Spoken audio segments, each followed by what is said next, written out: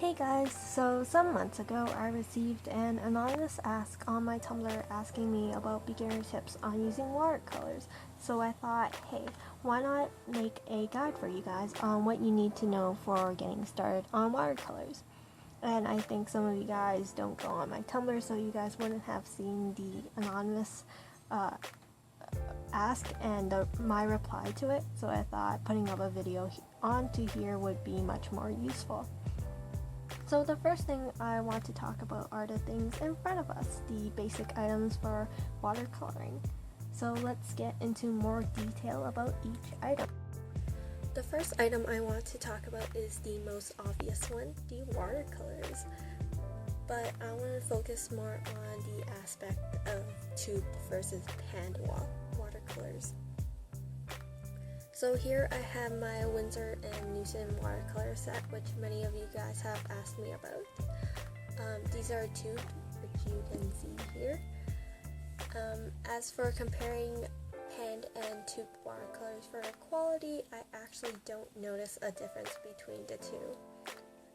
I've used pan watercolors in art class before, and I have to say I like using both of them equally. I think it really comes down to personal preference, but if you're really concerned about quality, I say you're better off comparing brands to each other, and also student versus artist grade watercolors. I personally can't provide much insight to this because I haven't used many brands, 2 at most, and I haven't used artist grade watercolors either. As for a physical comparison between the two, my complaints about tube watercolors is that they're bulky, meaning that they're harder to store, while panned ones are half the size of this box. And they're also transportable, meaning that they're ideal for travel, so for working outside or for classes.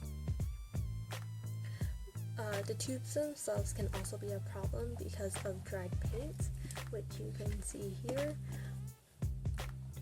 As a result of paint drying to the cap, the tube suffers after many twists of trying to get the cap off. But the thing about tube watercolors is that I think that they're easier to find in art stores, and when buying for different colors for tubed watercolors, it's much easier. I haven't said much about panned watercolors because I haven't used them enough to develop any complaints. Next, I'd like to talk about water because you can't have watercolors without water. Or more specifically, the number of jars of water you should have. Notice that it's plural jars. You should be using a minimum of 2 jars of water. Here I placed out 2 jars of water, the first one and the second one. The first one is for washing paint out of the brush, while the second one is for picking up clean water for mixing colors with, which really helps avoid getting muddy colors, which is what you would get if you only used 1 jar of water. Personally, I use 3 jars of water if I'm not lazy. The first jar is for having 2 jars is to get paint out of the brush, while the second jar is the second wash for the brush, just in case if there's actually excess water, pigmented water from the first jar, just to wash that out. And the third jar is to pick up clean water for mixing colors with. The next item I want to talk about is the mixing palettes. Here I have 2 kinds that I own. The first one looks something like this, while the second one is much more compact and looks like this. which also opens up, and I think it's ideal for if you travel and if you want to work outside. I think it's pretty self-explanatory of what mixing palettes are used for, which is to mix colors on. But the thing is that you don't actually need fancy palettes like these. A simple glass dish, or porcelain dish in this case, allows you to mix colors on, or anything that can allow you to wash off from its surface can serve as a basic mixing palette. So the next thing I want to talk about is paper, and I'm going to say it right now, don't use printer paper. That stuff warps and your finished piece will look super messy. I am going to show you what warping is with this picture that I drew on printer paper, and I'm going to let it dry and show you guys the horrible messy look it has after it has dried. So let's do that.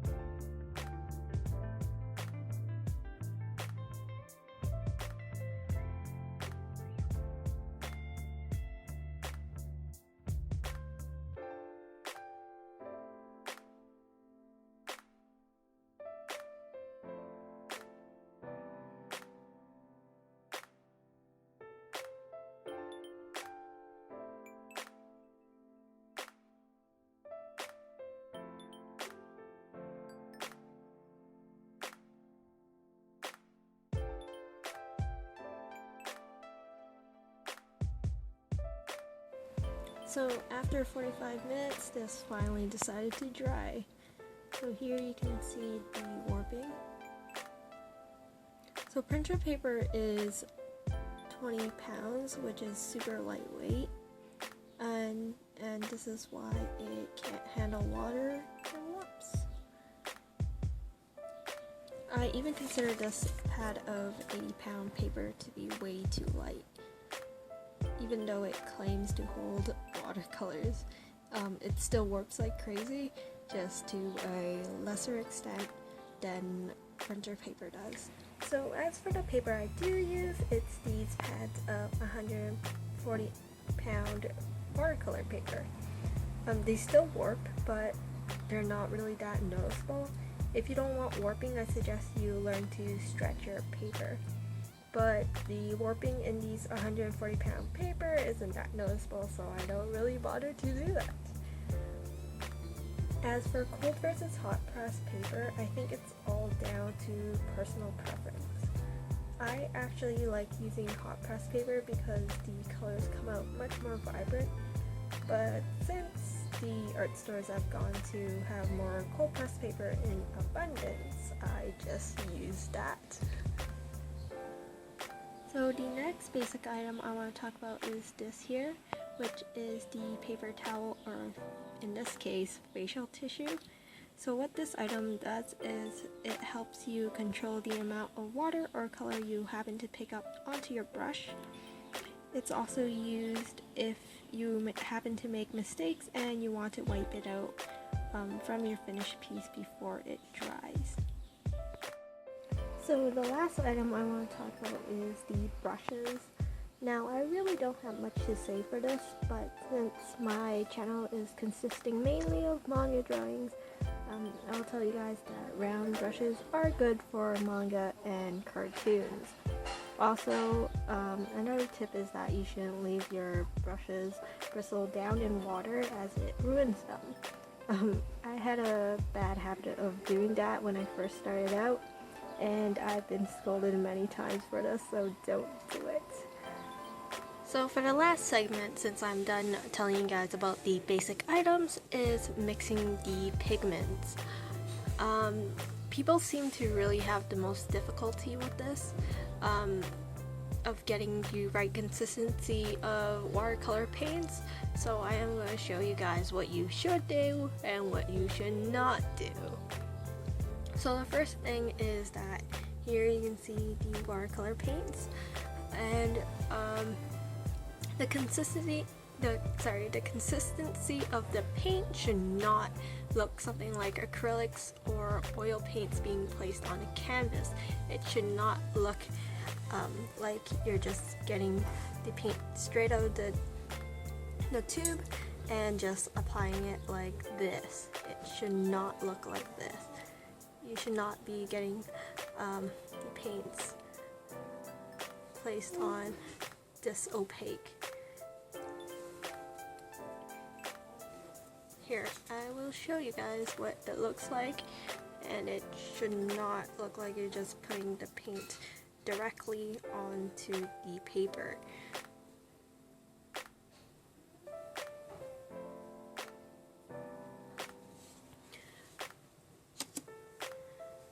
I cannot emphasize this enough, use your water. I had this misconception with watercolors when I first started, and I thought it was supposed to be this thick when I applied it onto paper.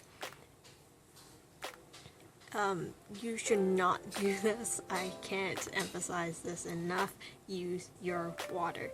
There is a reason why watercolors is called watercolors. It uses water. People have asked me what consistency watercolor should be, and what I advise you guys to do is play around with the watercolors.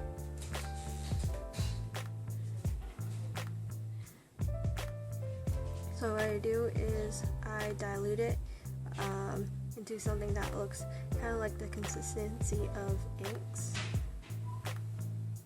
like so. So I advise that you play around with watercolors to get a feel of what it's supposed to be like. You can always use a strip of scrap watercolor paper to test out the consistency of the paint before using it. So it looks something like this.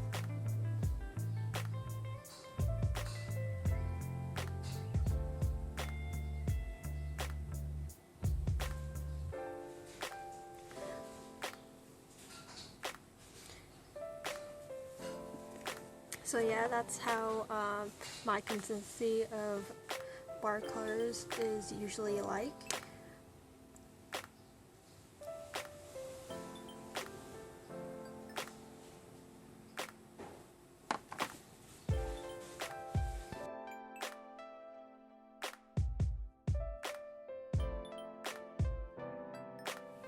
So that concludes my tips for starting out watercolors. If you guys have any more questions, feel free to ask me, or if you're too shy, you can always ask anonymously through my Tumblr. Well, that's all for now. Bye!